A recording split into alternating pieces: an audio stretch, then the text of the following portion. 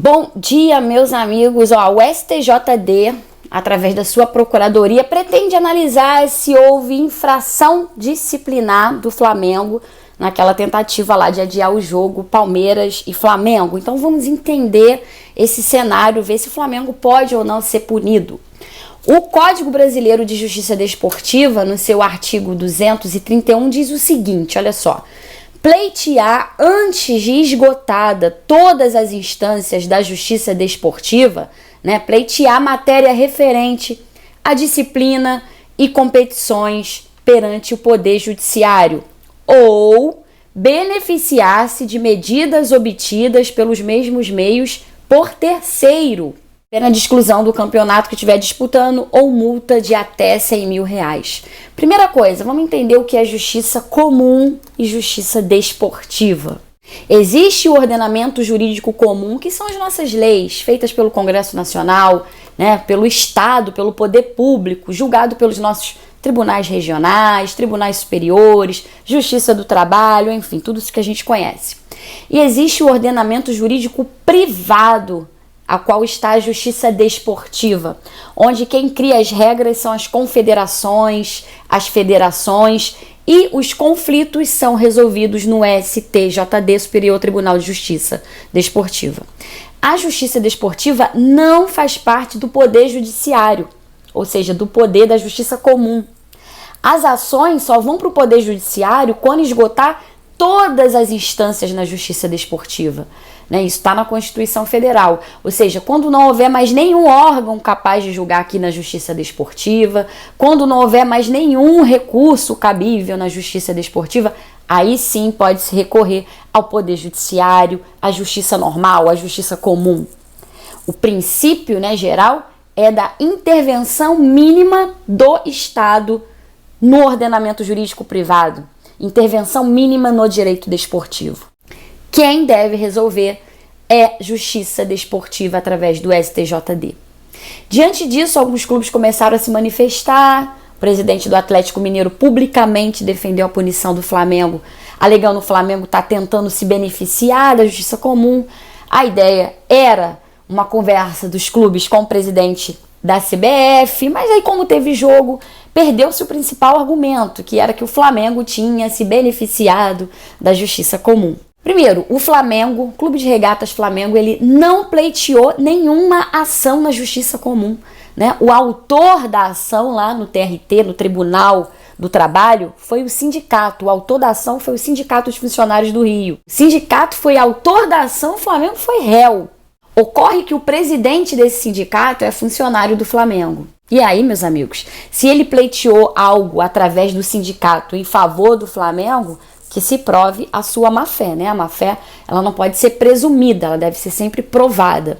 O sindicato, ele ajuizou uma ação civil pública no intuito de preservar os seus funcionários, O bem jurídico protegido nesse caso, nessa ação, é a vida, a saúde dos funcionários, nada tem a ver com regras de competição. Queria preservar a vida, o bem protegido era a vida e a saúde. A outra parte do artigo fala de beneficiar da justiça comum através de terceiros. Nem propriamente, nem por terceiros o Flamengo se beneficiou, porque o Flamengo jogou. O Flamengo jogou todo desfalcado, catou os garotos das bases lá e jogou. Então não há mais o quê? Tipicidade. A regra diz beneficiar-se e não tentar beneficiar. Então não existe mais o argumento. O Flamengo não se beneficiou, ele jogou. Pode ser que a Procuradoria do STJD entenda que o Flamengo infringiu as regras? Pode. Julgamento é um ato subjetivo que deve estar amparado nas regras através de uma interpretação de quem julga. Então a gente tem que aguardar, aguardar o que vai dar aí para virar logo essa página. Teve partida, a bola rolou, então bola para frente. Vamos falar de Libertadores. Notícia boa é que o Marcos Braz testou negativo agora para a Covid, ele que foi um dos últimos a ser confirmado com o vírus, Então, a esperança é que aqueles 7 atletas que testaram positivo ainda lá no Equador testem agora negativo e fiquem aptos a jogar quarta-feira contra o Independente Del Valle. Eles testaram positivo dia 18 de setembro, a contraprova saiu dia 19, E o jogo é 30, ou seja, Todos esses 7 já teriam cumprido os 10 dias de afastamento que o protocolo médico exige. Lembrando que foi assim que o Boca Juniors enfrentou o Libertad no Paraguai, né? O entendimento é de que após 10 dias, mesmo positivo, as pessoas não são capazes de contaminar outras se elas estiverem sem sintomas, né?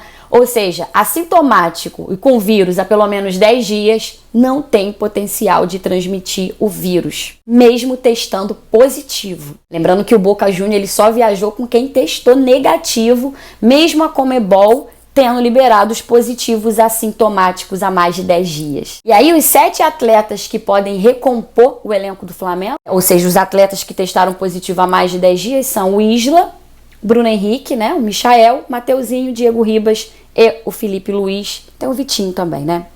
Gabigol ainda é dúvida, né? Vai ser no treino de hoje a decisão se ele vai poder ficar à disposição do Flamengo ou não. O Gabigol se recupera de lesão na coxa e vai ser avaliado hoje. A gente vai saber se vai estar tudo ok. O Thiago Maia sentiu dores na coxa, né, contra o Palmeiras. Já foi avaliado, tá tudo ok, nada a preocupar com o Thiago Maia. Muito bom essa notícia. O João Lucas, ao contrário, vai desfalcar o Mengão pelo menos por uns 15 dias. O exame dele constatou lesão de grau 2, então ele fica afastado por pelo menos 15 dias. Diego Alves ainda se recupera, o César no jogo quarta provavelmente vai ser o titular, apesar da torcida tá pedindo muito, né, o Neneca no gol. Então vamos contar aí, vamos esperar, os exames foram feitos já, vamos esperar. Por último, uma notícia boa que deve entrar aí nos cofres do Mengão, cerca de 5 milhões de reais pela venda do Paquetá ao Lion, né? Já que o Flamengo é o clube formador do Paquetá, ele tem direito a 4% do valor da transação. Tá para entrar aí uns 5 milhões nos cofres do Flamengo, nada mal, é isso. Vamos aguardar aí os exames, o resultado dos exames e todo esse imbróglio aí do STJD, enfim, essa burocracia toda que tem pautado o futebol num grande retrocesso do futebol sendo decidido por liminar, julgamentos, enfim. Mas vamos que vamos. Saudações rubro-negras à noite. Live das Minas às 19h30. Espero vocês pra gente bater um papo sobre tudo que tá acontecendo no mundo rubro-negro. Tamo junto.